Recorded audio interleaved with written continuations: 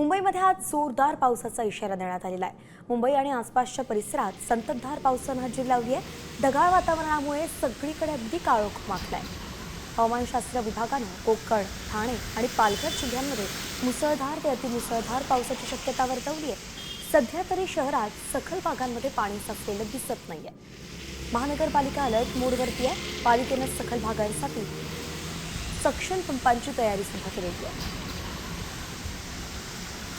त्याचाच आढावा घेतलाय आमचे प्रतिनिधी मयूर राणे यांनी। पाहूया।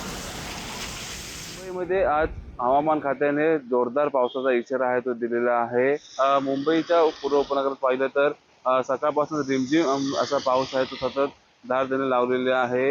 आज जर दिवसभर मोठ्या प्रमाणात पाऊस पडला तर मुंबई उपनगरातील जे सखल भाग आहे तिथे पाणी देखील साचू शकते। मात्र पालिकेने काही ठिकाणी जे आहे ते पंपिंगची जे मोटरची आहे ती सोय देखील करण्यात आलेली आहे। ट्रेनची सध्या अवस्था पाहिजे तर ट्रेन सध्या सुरू आहेत। मात्र जर हा पाऊस मोठ्या प्रमाणात राहिला तर ट्रेन असेल किंवा जे सखल भाग असतील तिथे मोठ्या प्रमाणात पाणी आहे ते साचायला सुरुवात होईल। नागरिक देखील जे कामाच्या दिशेने निघाले आहेत। मात्र रविवार असून देखील पाहायला गेलं तर सध्या वर्दळ आहे ती सध्या गाड्यांची वर्दळ देखील कमी आहे। मर्राने सामटे, मुंबई।